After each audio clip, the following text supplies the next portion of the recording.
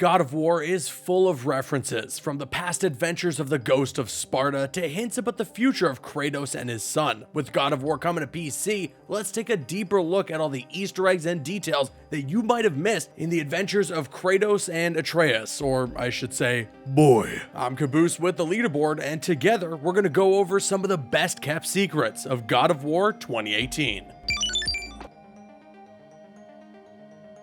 At the beginning of the game, Atreus has a red and gold sash with a geometric pattern tied around his hips. This sash is actually the loincloth Kratos used to wear during his adventures in Greece. Kratos still wears part of his costume from the previous games underneath his new gear. We can see red leather straps under his waistcloth that look familiar to what we wore during his Spartan adventures. Did you notice that Kratos' voice is different in God of War 2018 than in previous games? If Terrence C. Carson voiced the demigod in all previous installments, Christopher Judge replaces him as the voice of Kratos in the 2018 game, and he does a damn good job at it. Isn't that right, boy? Sorry, I really pounced at the opportunity to do that impression. I'm very proud of it, okay? The new voice actor of Kratos, Christopher Judge, is mainly known for playing Teal'c in Stargate SG-1. One of the most popular quotes of his character is a simple "indeed." So of course, Santa Monica Studio had to include it in the game. When Kratos and Atreus reach Midgard Mountain with Faye's ashes, the Spartan responds to his son's comment with a simple "indeed," just like Teal'c would. Indeed. The ending of God of War is quite surprising, but we won't spoil anything for now. But finishing the main scenario doesn't mean the game is over just yet. Head back to Kratos' house in the woods to trigger a cinematic showing a hooded Thor coming to Kratos and Atreus, wielding Mjolnir and controlling lightning.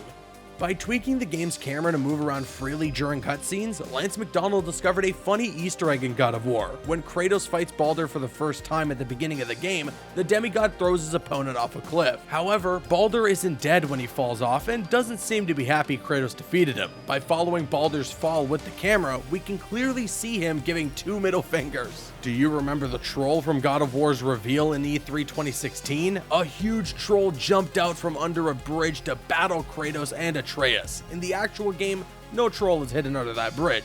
When Kratos and his son pass through the bridge, Atreus says that he thought a troll would be under there, just like we did. Whew. I half expected there to be a troll under that bridge. You are not ready for trolls, boy. You can unlock a cool pet for Atreus at the top of the Light Elf outpost. After solving a few puzzles, you'll find a chest that will teach Atreus how to summon Ratatoskr,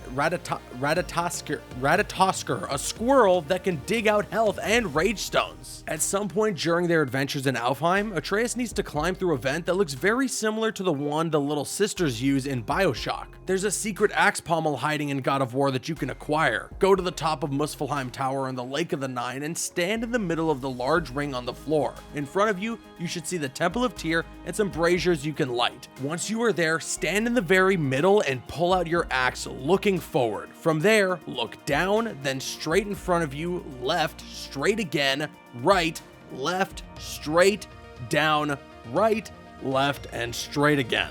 This weird neck movement will make a rift appear in front of you.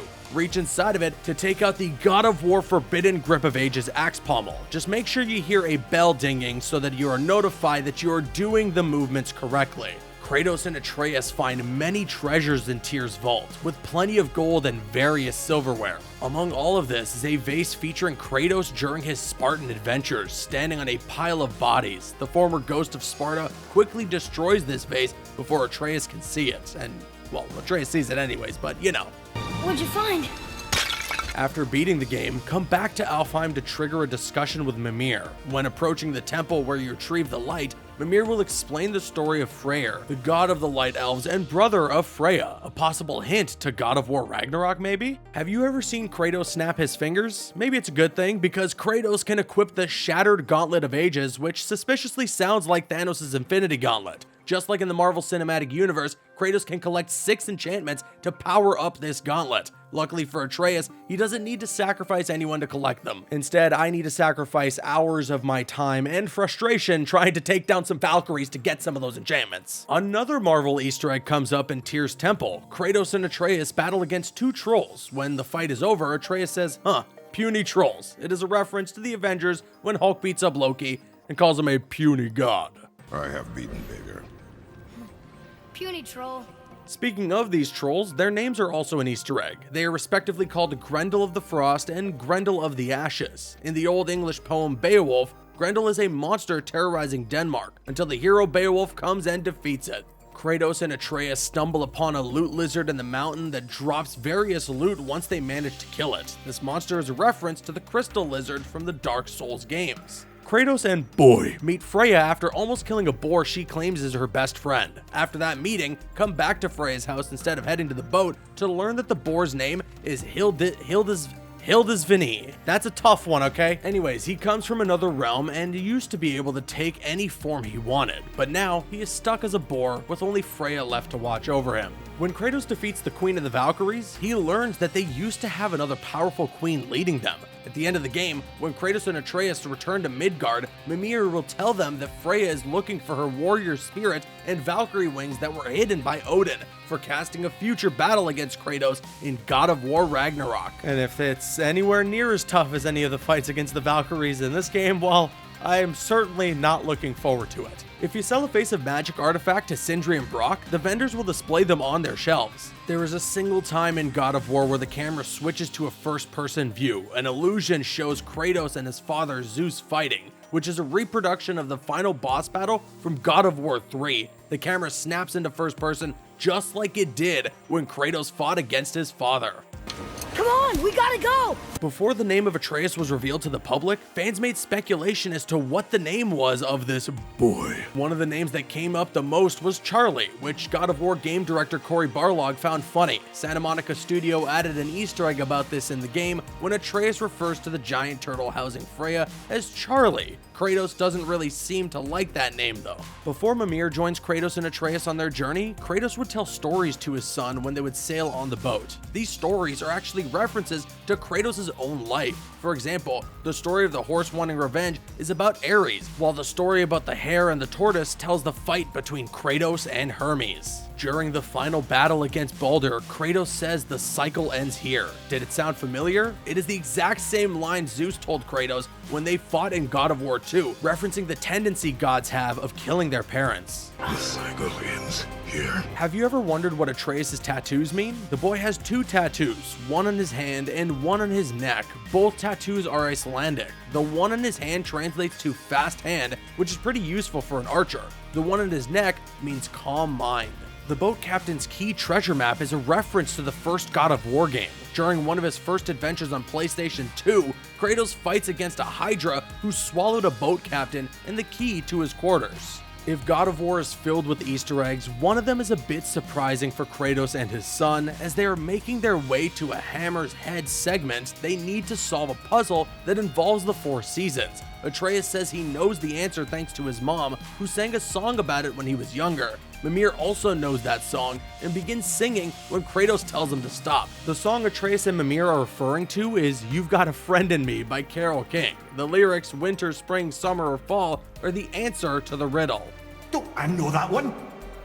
Winter lad. Quiet head. Spoiler alert if you haven't played God of War 2018. Even if there were already some spoilers in this video, the following Easter eggs may ruin the biggest surprise of the game if you haven't finished it yet. So if you're still making your way through God of War, it is time to say goodbye. You only have a few seconds left before the spoiler party begins. Alright, now if you're still watching this, be ready for the biggest spoiler of them all. The biggest twist in God of War is that Atreus is Loki, the malicious god of Norse mythology. However, this big twist was teased throughout the game. The first hint comes during the first fight between Kratos and Baldur, when they eventually use a stone slab that featured the same mural that is seen at the end of the game, but with part of its details faded. The second hint to Atreus' real identity is hidden in the Norse mural of Jotunheim. The symbol above Kratos' head on the mural translates to Farbauti, which is the name of the father of Loki in Norse mythology. Farbauti, and I hope I'm pronouncing that right, means dangerous striker, which is a pretty accurate description of Kratos. Another hint was right under our eyes in Kratos' home. 4 symbols are carved out in the wooden beams of the house. These Elder Futhark symbols translate to Loki, the true identity of Atreus. The game doesn't reveal much about Atreus' mother Faye, but since Atreus is Loki, that means Faye's full name is Laufey, and she is the goddess from Norse mythology. The second start screen of God of War, the one with the option to continue an existing game, hides a mysterious Easter egg. At the bottom of the screen, we can see two statues that look like Kratos and Atreus. While Atreus is similar to the, okay, one more time, boy, that we see in the game, Kratos seems to be wearing an eye patch. And who is the only god wearing an eye patch in Norse mythology? Well, that would be none other than Odin, the most powerful god of Asgard and stepfather of Loki. Another similarity between the two is that they both carry around Mimir's head during their adventures. So is Kratos Odin? I guess we'll have to wait for God of War Ragnarok to unveil this mystery. And that's it. Thank you for watching this video. Which one of these details hidden in God of War is your favorite? Let us know in the comments. Please help us spread the love for Kratos and Atreus by liking this video, and make sure to subscribe to the Leaderboard for more content about your favorite games. I've been Caboose with the Leaderboard, and we'll see you next time.